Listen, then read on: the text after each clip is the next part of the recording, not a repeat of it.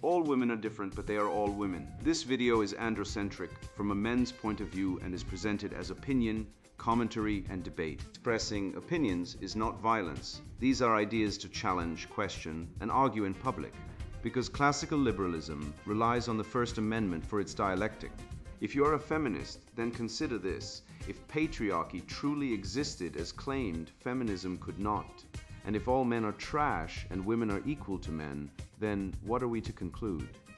Women will die for their children, men will die for their wives and children, and God chose to die for all mankind. Authority rolls up with responsibility. If this framing of facts offends you, click off to a cute cat video. Proceeding further will expose you to gamma bias and criticism directed at ideas, claims, institutions, not at any individual's virtue or dignity.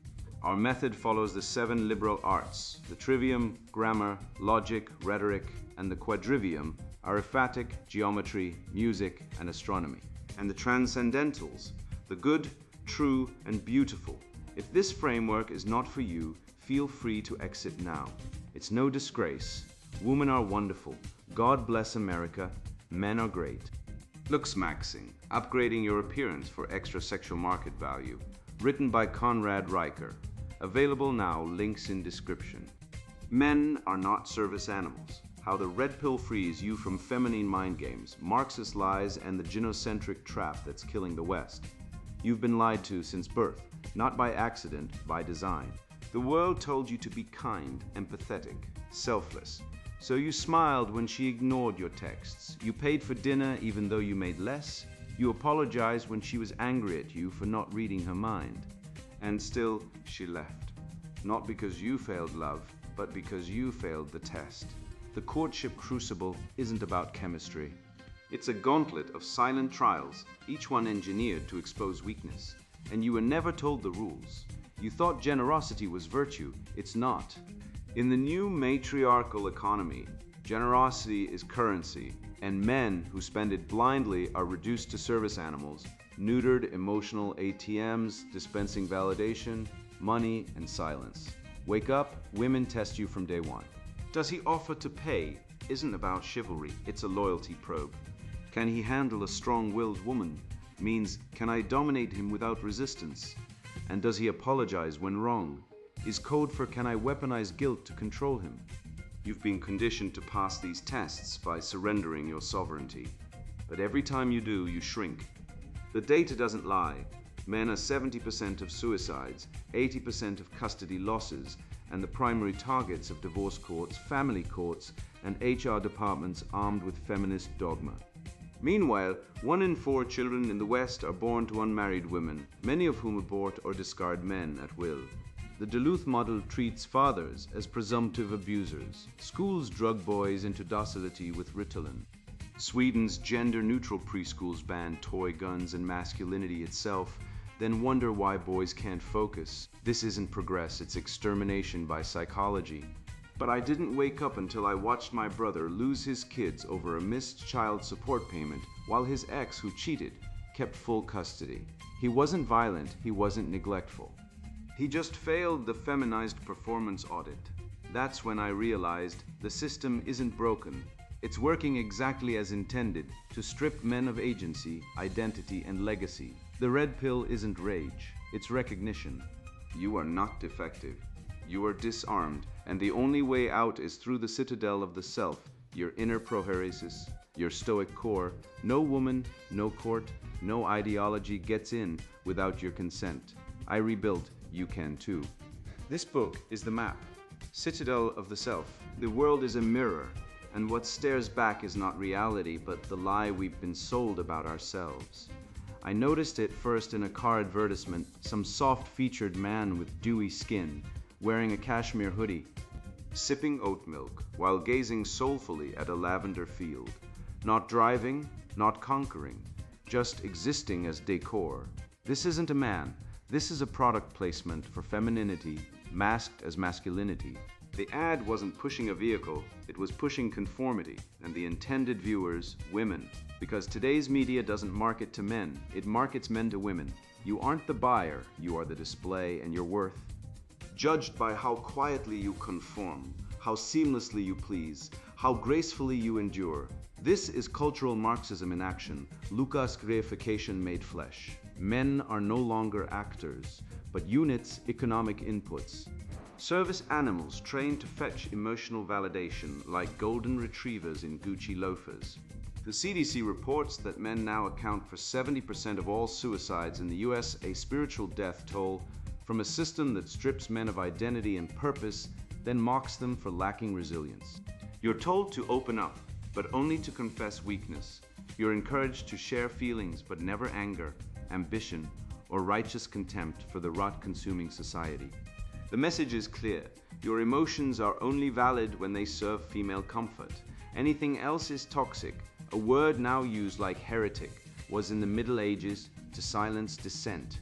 Compare that to Sparta. At age 7, boys were ripped from their mothers and thrown into the agoge, a system designed not to soothe but to forge. No participation trophies, no gender-neutral pronouns. Just survival, discipline, and the understanding that softness is death today. We lock boys in classrooms, medicate their energy, and punish them for standing too tall. Sweden's preschools now ban gendered play. No cops and robbers, no swords, no traditional roles. They call it progress. I call it genocide of the masculine spirit. You don't raise lions by feeding them lettuce and calling them lambs. I once watched a father arrested at a family court hearing for contempt after he calmly stated, "I want equal time with my children." He wasn't violent. He wasn't abusive, he was assertive, and that is the new crime. Meanwhile, women can walk into a clinic, terminate a pregnancy without informing the father, and face zero legal consequence. Over 60% of abortions in the US are performed on women who are in relationships. Men who wanted that child, who would have raised it, who were erased like a typo. The law doesn't protect fatherhood, it erases it, and you wonder why men are dropping out. When every institution, from schools to courts to HR departments, punishes masculinity and rewards submission, what do you expect? A generation of eunuchs, bowing to the altar of female primacy, praying for scraps of approval. That's the red pill moment. You realize you've been conditioned to seek female validation as proof of your worth. This isn't love, it's gynocentric Stockholm Syndrome. You've been taken hostage by a culture that tells you your value lies in how well you serve, sacrifice, and suffer in silence. But the inner citadel, the stoic proheresis, the unbreachable core of self-determination still stands. No woman, no job, no state can breach it without your consent. You are not a resource to be exploited. You are not a wallet with a pulse. You are a sovereign being, forged in logic, discipline, and the unyielding truth that you owe nothing to a world that despises you for existing as you are, so grow the beard, lift the iron, master the skill, own the home, speak the truth. Let them call you toxic while you build empires in silence. The left fears masculinity not because it's dangerous, but because it's free. And freedom cannot be governed, taxed, or guilted into submission. They want you neutered because a neutered man is a controllable man, a man who fears rejection more than death. But you've seen the carcasses of the compliant. You've read the suicide stats. You've watched fathers vanish like ghosts. And now you choose to be a corpse in a cashmere hoodie, or a living monument to what men once were and can be again. I've watched men break under this nonsense, men who worked hard, saved money, treated women with respect, only to be discarded like used napkins because they didn't play the game right. And the game isn't about fairness or love or partnership. It's a silent war of signals, a series of unspoken trials where women probe for weakness like fencers testing for an opening. You don't win by being nice or equal or sensitive. You win by being unmovable, by making it clear, through action, not words, that your value isn't for negotiation, that your decisions come from sovereignty, not submission. And if that scares them, good. Let it, the courtship crucible. Equality, she said, eyes flashing with righteous fury, means you pay half. It was the third date. I had taken her to a modest Italian place, 30 total. She dropped the equality bomb like it was a moral revelation, not a negotiation tactic. I looked her dead in the eyes and said, "Fine, I'll pay half." "The other half, you can pay in blowjobs," she gasped. I smiled. She ghosted me that night. Found out later she called me cheap in a group chat with her friends. Let me tell you something, she didn't want equality. She wanted dominance, and when I didn't roll over like a trained poodle, she marked me as defective and moved on. This isn't about money. This is about power. Women don't test men for generosity. They test for spine. They want to see if you'll flinch, and if you do, you're out. I didn't pay because I was cheap. I didn't pay because I was beta. I didn't pay because I was afraid of her feminist tantrum. I didn't pay on that occasion because I was sovereign. My wallet is not a voting booth for her emotional blackmail. You want equality?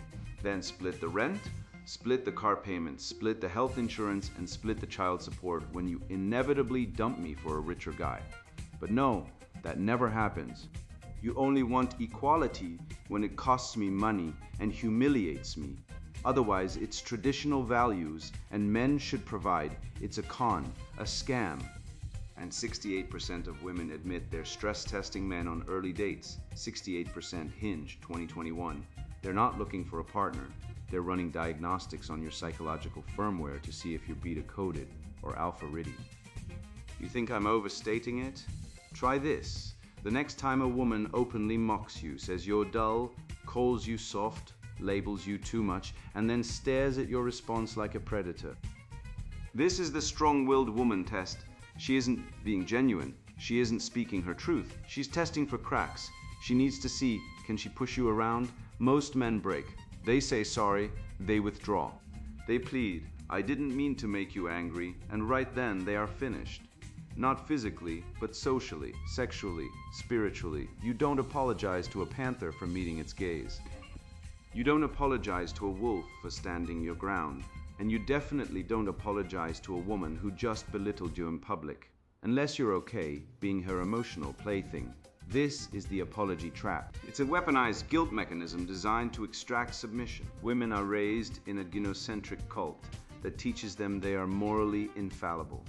Innocent until proven guilty, unlike men who are guilty until proven innocent.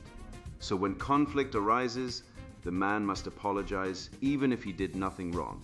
It's not about resolution, it's about ritual submission. And men who comply are marked as beta providers, useful for money and stability, but unworthy of desire. Desire requires danger, it requires unpredictability. It requires a man who might walk away. And that's why women hypergamy, not because they're evil, not because they're toxic, but because evolution hardwired them to seek higher status mates, even if they're already in a loving relationship. Buss, 1989. It's not a choice, it's an algorithm. And if you're not running a better algorithm, you're getting diselected. Let's talk about the numbers, real numbers. The average man in the West is more likely to be arrested for saying the wrong thing online than a woman is for lying in family court. Men make up 93% of suicide victims. 70% of child custody cases award primary custody to mothers, even when fathers are equally fit. The divorce rate, 50%. The cuckoldry rate, 1 in 10 births, conservatively, Bellis 2005, and that's just the detected ones. And yet, we're told men are privileged. We're told men are oppressors. We're told to check our privilege while our sons are medicated for being boys. Our fathers are stripped of rights. And our culture is being rewritten by feminist ideologues who hate masculinity.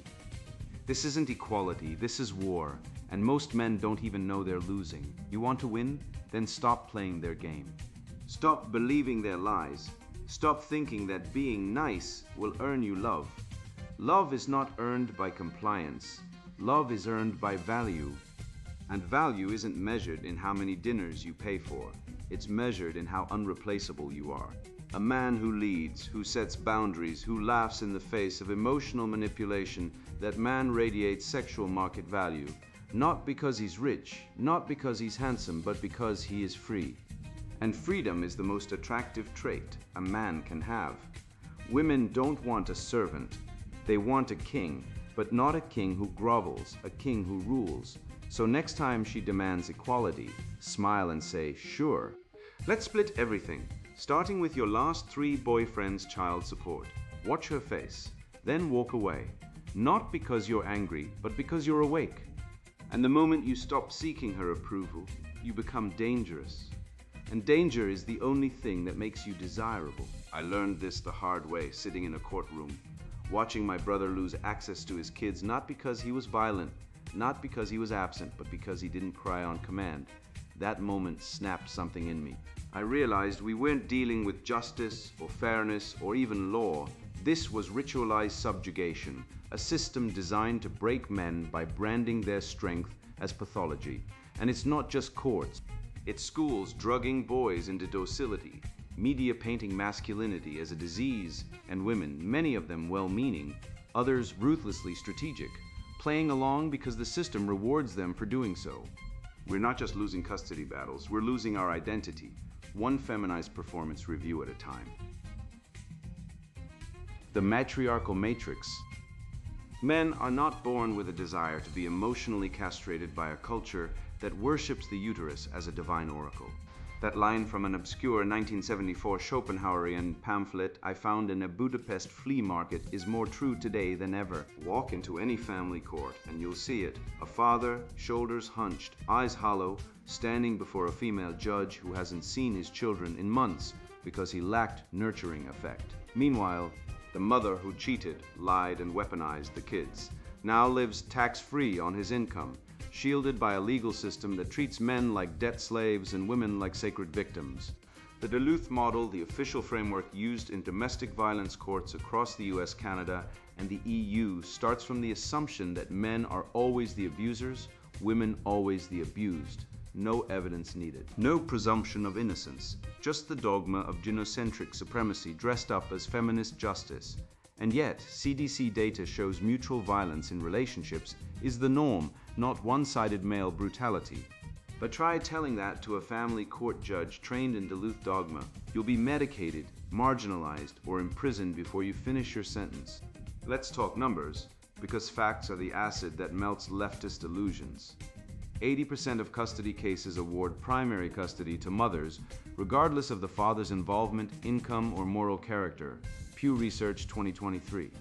That's not justice. That's institutionalized maternal privilege. It's not based on child welfare. It's based on the unspoken belief that only women can mother, as if fatherhood were a secondary role, like a backup generator. But biology disagrees. Testosterone drives protection. Male spatial reasoning builds structures. Male risk tolerance launches civilizations. Yet we're told that to be a good dad, we must perform femininity. Be soft, verbal, emotionally transparent, and endlessly accommodating. I once met a man whose ex-wife denied him visitation because he didn't cry enough in therapy. He was a Navy SEAL. He didn't cry when his buddy died in Fallujah, but now he had to weep on command or be deemed unfit? That's not parenting. That's psychological sadism disguised as progress. Feminism was never about equality. Anyone who believes that is still trapped in the blue pill dream. The movement's founders said so outright. Shulamith Firestone in The Dialectic of Sex, 1970, called for the abolition of the family, the end of natural reproduction, and the creation of artificial wombs so women could finally escape the tyranny of biology. Kate Millett preached the overthrow of masculinity. These weren't calls for balance, they were revolutionary manifestos, and today's institutions are their living legacy. Schools now diagnose boys with ADHD at 4 times the rate of girls, not because boys are broken, but because sitting still, obeying female teachers, and suppressing energy is treated as the moral baseline. Ritalin isn't medicine, it's social control. We drug boys into docility, so they don't challenge the matriarchal classroom hierarchy. If a boy runs, he's hyperactive. If a girl runs, she's full of spirit. That's not science, that's gynocentric bias baked into the system. And the media, a propaganda arm of the matriarchy. Watch any sitcom. The dad is a bumbling idiot, the mom a wise, patient saint. From The Simpsons to Modern Family, the father is either absent, incompetent, or in need of fixing by the superior female. This isn't entertainment, it's conditioning. It shapes how girls see men as expendable and how boys see themselves as flawed. Meanwhile, abortion rates remain sky high, over 1 million per year in the US, while men are legally barred from any say in the decision despite being biologically equal parents. You can be forced to pay child support for a kid you never wanted, but if you try to stop an abortion, you're called a rapist. This isn't equality. This is asymmetrical power, feminism's true endgame. The entire system, the courts, schools, media, therapy industry, is the matriarchal matrix. It's not a conspiracy, it's a pattern. Like the Gnostic demiurge, it creates a false reality where male virtues, stoicism, ambition, strength are labeled toxic, while female traits, emotionality, passivity, dependency are elevated as nurturing. But this matrix is breakable. How? Truth. Recognize that women are not angels. They are hypergamous, status-seeking, biologically driven creatures just like men. Studies show women initiate 70% of divorces. Anonymous surveys reveal 1 in 5 women admit to infidelity. Real cuckoldry rates are likely higher, and male suicide.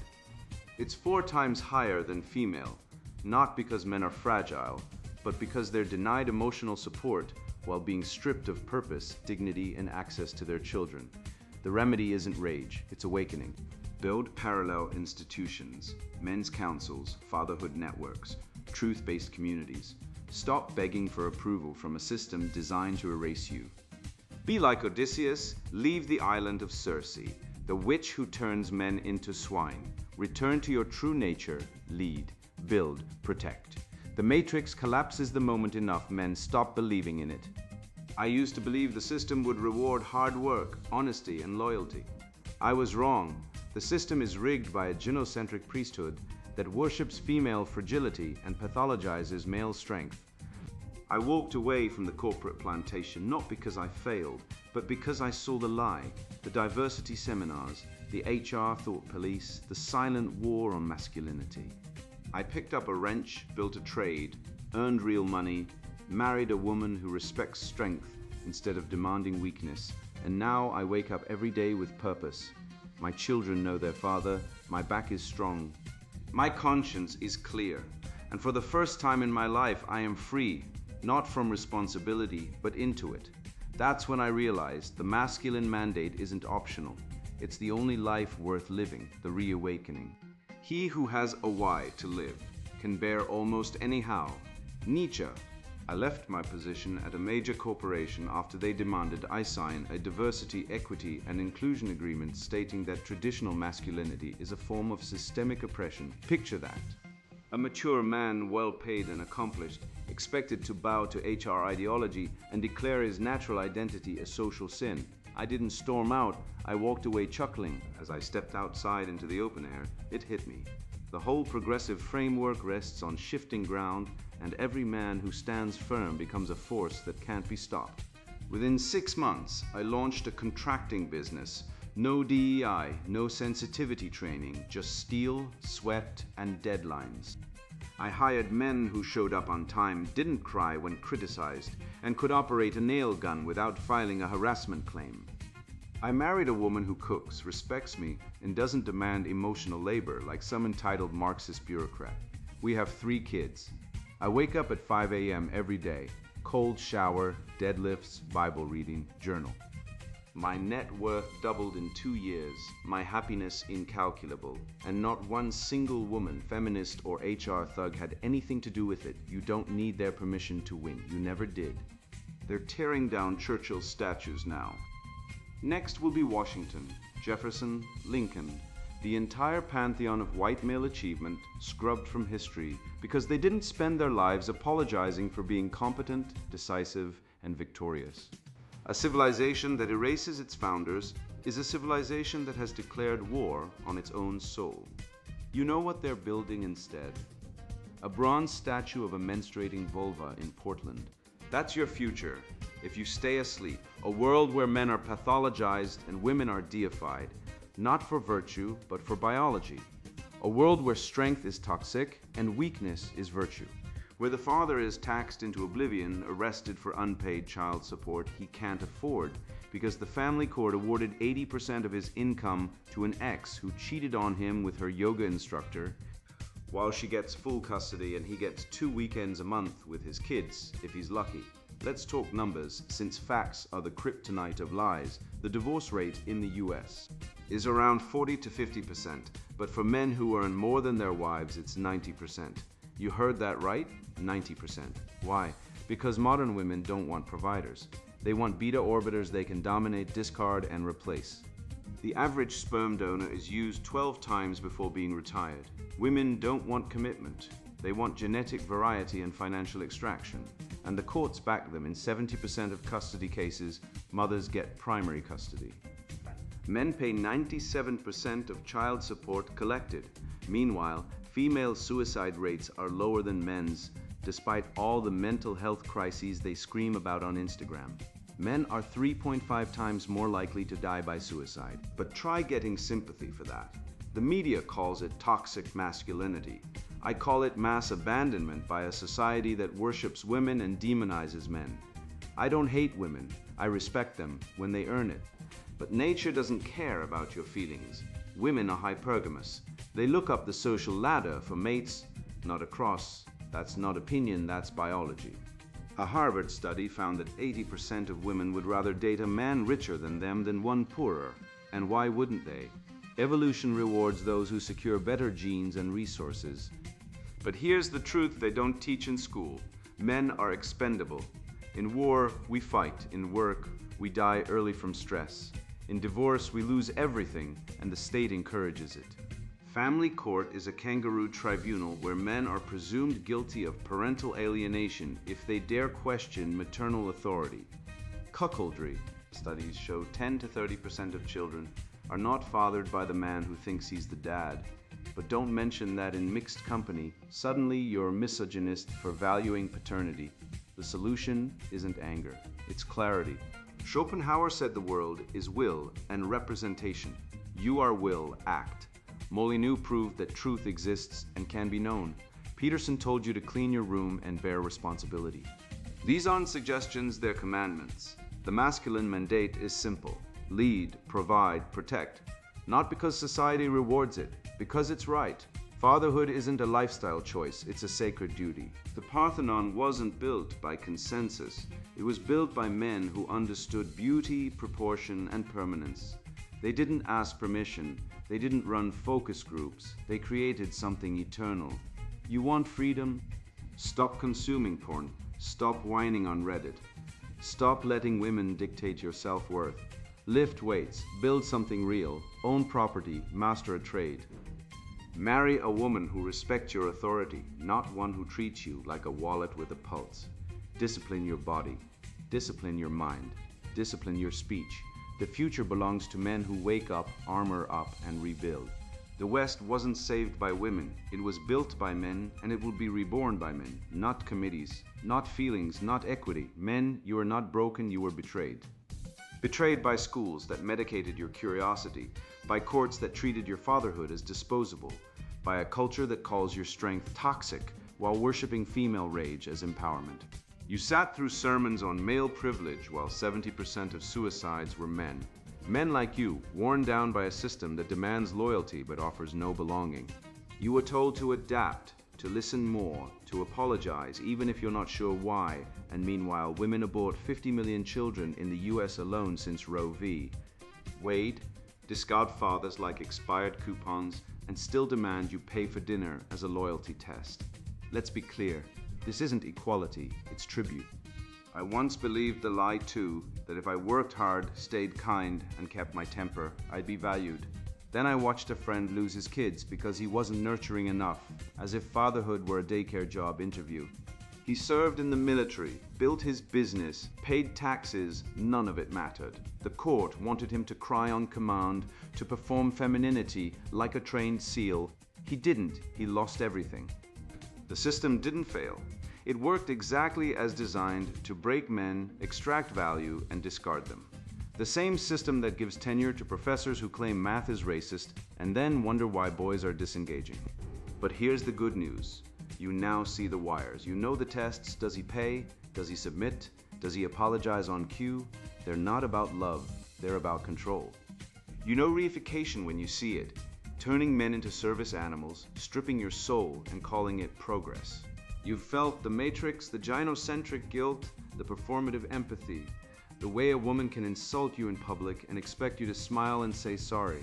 You've seen the data, 80% custody loss, 68% of women, testing men for weakness. 1 in 4 men cuckolded without knowing, and yet you're still here. That means something. This is not the end, it's your beginning.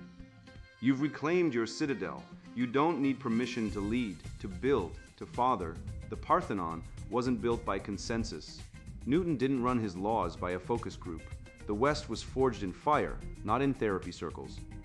So go, start the business, lift the weight, speak the truth even when it pisses people off. Marry a woman who respects your spine, not one who wants to dissolve it. Raise sons who know their worth, isn't tied to female approval. You are not a resource to be exploited. You are the foundation, and foundations don't ask permission, they bear weight. And now the sponsored book introduction, Looks Maxing, upgrading your appearance for extra sexual market value. Look around. Society tells you to be nice, apologize for existing, and surrender your power. I did that. I lost money, respect, and years chasing approval that never came. Then I woke up. This book is that wake-up call slammed on your front door. If you're tired of losing, of feeling like a second-class citizen in your own life, this is for you. If you believe men should lead, build, and protect, not beg and simper, keep reading. For decades, I bought the lie. I played the nice guy, followed the feminist script, and ended up broke and bitter. Marriage nearly destroyed me financially. Dating felt like navigating a minefield designed to make me fail. I saw weak men celebrated and strong men vilified. Enough. I studied biology, psychology, economics, and history. The truth isn't pretty, but it's powerful. It freed me. It can free you. This book delivers the unfiltered reality about what women truly respond to biologically, the biology of attraction, how to avoid becoming a wallet on legs, escaping the marriage trap, and why modern culture actively hates masculine strength, masculinity under siege. You'll get the exact looks maxing blueprint to upgrade your appearance into a weapon. Learn how wealth as armor protects your freedom and discover the power of true brotherhood fortresses. It's not theory. It's battle-tested strategy. Learn dating warfare tactics to stop being manipulated. Build unshakable mental fortress construction. Understand female psychology decoded so you're never blindsided by hypergamy again. Master status signaling and frame control dominance to command respect. Navigate the brutal sexual market economics. Enforce anti-simp protocol. This is about reclaiming your birthright as a man, strength, sovereignty, and success. It's about becoming the sovereign man. This book is only for rational men ready to face uncomfortable biological truths and reject the gynocentric narrative poisoning society. If you're content being a supplicant, if terms like toxic masculinity make you nod, or if you think vulnerability is a man's strength, put this book down now, go read poetry, knit a sweater. This isn't for the faint-hearted or the virtue-signaling allies of the current regime. It's for men who want to win, dominate, or beg. The choice is yours. Make it. Buy this book. Your future self demands it. Looks Maxing, upgrading your appearance for extra sexual market value. Written by Conrad Riker. Buy now. Links in description.